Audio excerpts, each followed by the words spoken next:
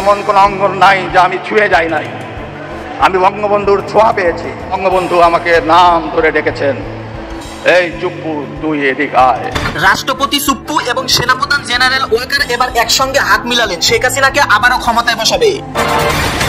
কোনো উপদেষ্টাকেই আর খুঁজে পাওয়া যাচ্ছে না, সবাই না পাত্তা।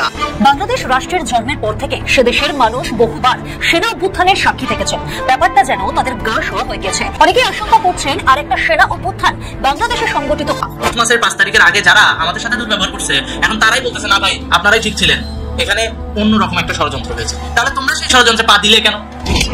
তোমরা একটাবার যাচাই করবে না? আরে হুজুকের বাঙালি, যে হুজুকের বশবর্তী হয়ে তোমরা যে পুলিশগুলোকে হত্যা করেছো। দুদিন আগে আপনারা দেখেছিলেন যে হিউম্যান রাইটস ওয়াচ তারা একটা প্রতিবেদন দিয়েছিল বাংলাদেশের মানবাধিকার পরিস্থিতি সম্পর্কে, এবং সেখানে তারা বলেছিল যে সন্ত্রাস দমন আইনের মাধ্যমে এই সরকার যেভাবে বিভিন্ন রাজনৈতিক দলকে নানাভাবে নিপীড়ন করছে, রাজনৈতিক নেতৃবৃন্দকে নিপীড়ন করছে, তার সমালোচনা করেছিল। ব্রেকিং নিউজ প্রিয় দর্শক, বেশ কয়েকদিন থেকে বাংলাদেশের ক্যান্টনমেন্টে সেনাবাহিনীর মাঝে টানটান উত্তেজনা বিরাজ করছে।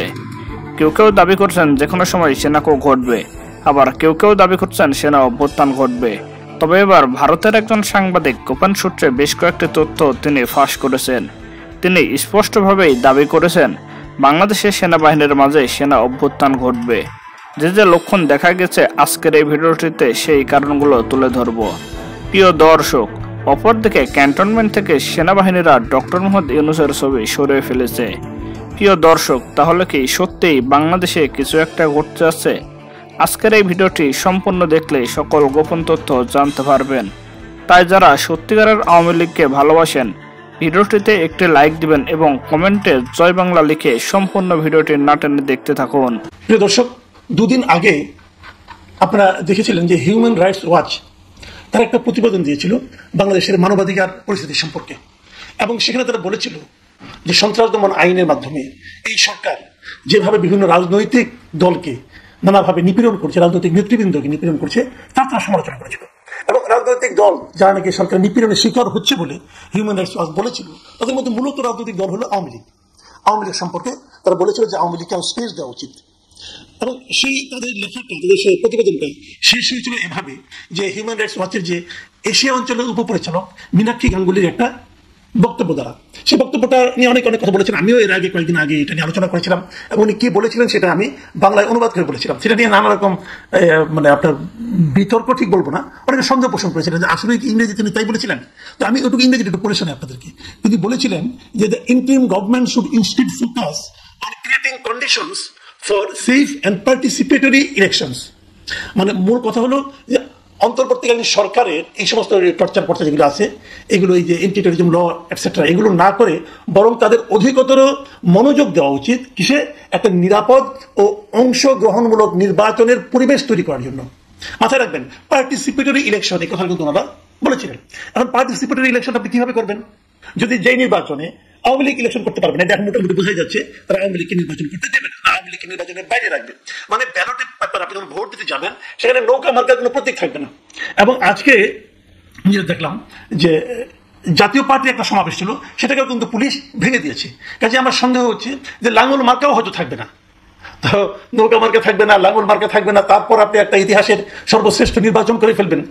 সেই নির্বাচন কিভাবে পার্টিসিপেটরি হবে এটা বলা বড় কঠিন। কিন্তু হিউম্যান রাইটস ওয়াচ যত কিছুই বলুক না কেন, এবং উনি কেবল হিউম্যান রাইটস ওয়াচ কেন, আরো 20টা আন্তর্জাতিক সংগঠন যতই অন্তর্ভুক্তমূলক নির্বাচন, অংশগ্রহণমূলক নির্বাচনের কথা বলুক না কেন, যতই বলুক, আলটিমেটলি আওয়ামী লীগ নির্বাচনে সম্ভবত আমার যতটুকু উপলব্ধি হচ্ছে এই সরকারের কর্মকাণ্ড দেখে হয়তো আগামী নির্বাচনে আওয়ামী লীগ থাকছে না। যদি আওয়ামী লীগ না থাকে তাহলে নির্বাচনটা কেমন হবে? আসলে আমার আজকের আলোচনার প্রতিপাদ্য বিষয় হলো এটাই যে আওয়ামী লীগ নির্বাচনে থাকবে না, তাহলে নির্বাচনটা কেমন হবে? তাহলে কার সঙ্গে কার প্রতিদ্বন্দ্বিতা হবে? আপনারা হয়তো সবাই বলবেন কেন বিএনপি এবং জামাত ইসলামের প্রতিদ্বন্দ্বিতা হবে। আমি যদি বিষয়টাকে ঘুরিয়ে বলি, একটা কথা ভাবুন তো, এই বাংলাদেশে যে কোনো পরিস্থিতিতে যদি নির্বাচন হয়, এখনকার বাস্তবতায় জামাত কিন্তু প্রতিদ্বন্দ্বিতা থাকার মতো কোনো দল না। আওয়ামী লীগ এবং বিএনপি নির্বাচনে প্রতিদ্বন্দ্বিতা করবে, কিন্তু যেহেতু আওয়ামী লীগ নেই, জামাত প্রতিদ্বন্দ্বিতা করবে। এবং ইন্টারেস্টিংলি জামাত এখন মনেও করে যে আমাদের অনেক নেতৃবৃন্দকে আমি বলতে শুনেছি, ভাবতে শুনেছি, তাদের সঙ্গে আমি আপনার প্রশ্ন করে কথা বলার সময় শুনেছি, ওরা আশা করছে ওনারা কিন্তু নির্বাচনে বিজয়ী হয়ে ক্ষমতায় আসতে পারেন।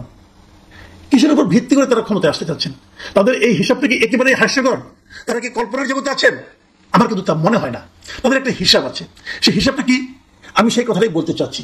সেই হিসাবটা হলো আমার বিবেচনায় আওয়ামী লীগ বলেন, জাতীয় পার্টি বলেন, এরা যদি নির্বাচনের বাইরেও থাকে, তারপরেও আসন্ন যে নির্বাচনটা হবে সেই নির্বাচনে আমার বিবেচনায় মূল ফ্যাক্টর হবে আওয়ামী লীগ। আওয়ামী লীগ নির্বাচনে আসলেও আওয়ামী লীগ মূল ফ্যাক্টর, আওয়ামী লীগকে নির্বাচনের বাইরে রাখলেও আওয়ামী লীগ মূল ফ্যাক্টর। আপনি বলবেন কিভাবে? হ্যাঁ, সেটাই কথা। আওয়ামী লীগের উপর নির্ভর করবে নির্বাচনটা কেমন হবে।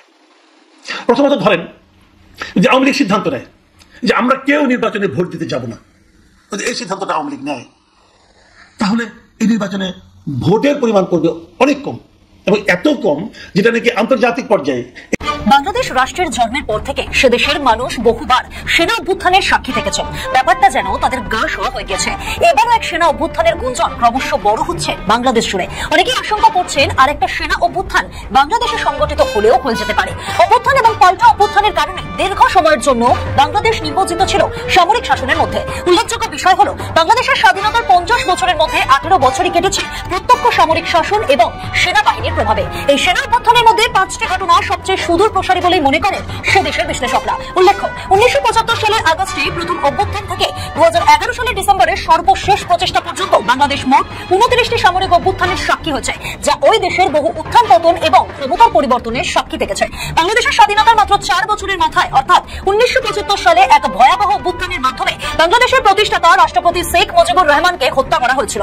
1975 সালে 15ই আগস্ট বিয়োগান্ত ঘটনাটি ঘটিয়েছিল বাংলাদেশ সেনাবাহিনীর একদল অফিসার, যা বাংলাদেশের রাজনীতির গতিপথ সম্পূর্ণ উল্টো দিকে ঘুরিয়ে দিয়েছিল।